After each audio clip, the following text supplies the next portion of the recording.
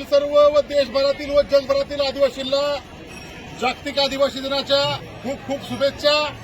आपण आता इथं थांबलो आहोत. हे आद्य क्रांतिकारक राघोजी बांगरे यांना 2 जानेवारी 1848 रोजी इंग्रजांनी या इथं देशाच्या काम करत असताना इथं अटक केली होती आणि इथं अटक केली ही जागा आहे. आम्ही जागतिक आदिवासी दिन हा आद्य क्रांतिकारक राघोजी बांगरे यांना अटक केलेल्या ठिकाणी दरवर्षी सालाबादप्रमाणे करतो. आता आम्हाला नुकतीच माहिती मिळली की महाराष्ट्राचे मुख्यमंत्री माननीय एकनाथ शिंदे 26 तारखेला पंढरपूर शहराच्या दौऱ्यावर आहेत.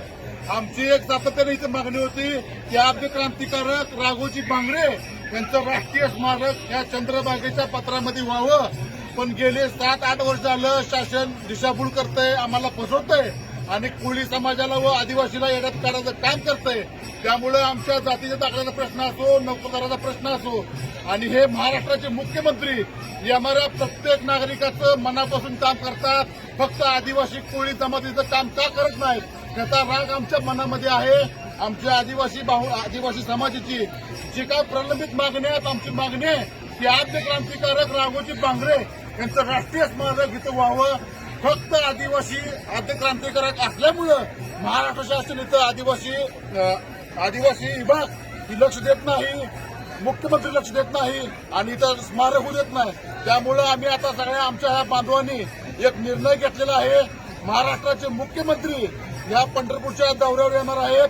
महाराष्ट्राच्या मुख्यमंत्र्यांनी पंढरपूरला येताना हे स्मारकाचा प्रश्न मार्गी लावावा, अन्यथा आम्ही महाराष्ट्राच्या मुख्यमंत्र्याला या पंढरपूरमध्ये येऊ देणार नाही. आणि इथं एखादं मोठं आंदोलन झालं तर त्याला शासन जबाबदार राहील असा मी इशारा महर्षी वाल्मिकी संघाच्या वतीने देतो. याची गंभीर दखल राज्य शासनाने घ्यावी, कारण आज जागतिक आदिवासी दिन आहे. आज आम्हाला आनंद व्यक्त करायला पाहिजे, पण आज आम्ही आक्रोश व्यक्त करतोय. म्हणून शासनानं आदिवासीच्या सहनशीलतेचा अंत पाहू नये, मात्र ह्याचे परिणाम गंभीर होतील. जय हिंद, जय वाल्मिकी. हर हर महादेव, हर हर महादेव. अजून बोला.